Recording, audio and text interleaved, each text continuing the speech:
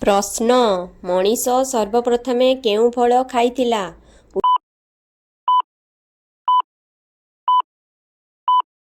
ଉତ୍ତର ଖଜୁରୀ। କେଉଁ ଗଛର ପତ୍ର ଓ ଫଳରେ ଯାବତୀୟ ପେଟ ରୋଗ ଭଲ ହୋଇଥାଏ? ଉତ୍ତର ବେଲପତ୍ର। କେଉଁ ପତ୍ର ଖାଇଲେ ଥଣ୍ଡା, ସର୍ଦ୍ଦି, କାଶ ଇତ୍ୟାଦି ଭଲ ହୋଇଥାଏ?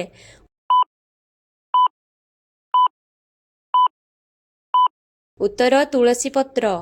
କାହାକୁ ଉଦ୍ଭିଦର ଖାଦ୍ୟ ଭଣ୍ଡାର କୁହାଯାଏ? ଉତ୍ତର ମାଟି।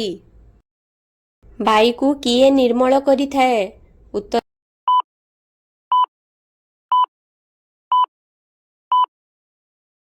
ଉଦ୍ଭିଦ। କେଉଁ ଫୁଲରୁ ଅତର ତିଆରି ହୁଏ?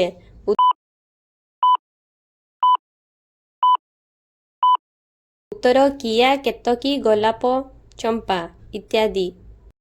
ମା ଠାରୁ ଜନ୍ମ ହୁଏ, ମାକୁ ଛୁଇଁଲେ ମରିଯାଏ।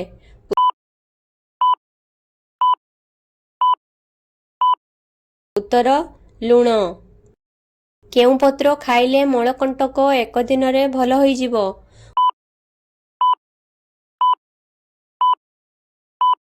ଉତ୍ତର ହଳଦୀ ପତ୍ର।